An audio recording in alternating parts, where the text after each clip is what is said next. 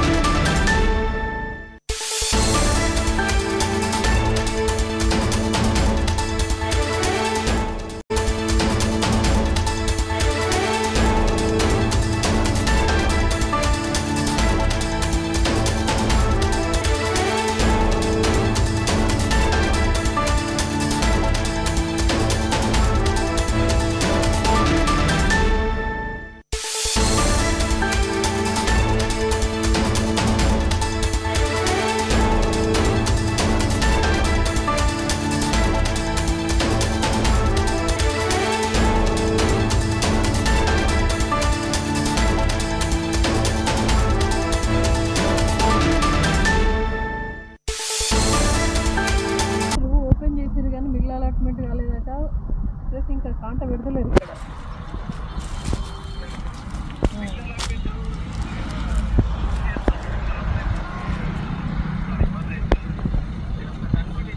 తక్కలపల్లి మీరు ఓపెన్ చేసారు, mill allotment కాలేదు, ఆల్రెడీ పోసినవి అన్నీ కూడా మొలకలు వస్తున్నాయి. తక్కలపల్లి జైత్యాల రూరల్ మండలం తక్కలపల్లి వచ్చింది. సెంటర్ ఓపెన్ అయింది, మిల్ అలాట్మెంట్ కాలేదు, ఇంకా హమాలీస్ రాలేదు, కాంట పెడతారు.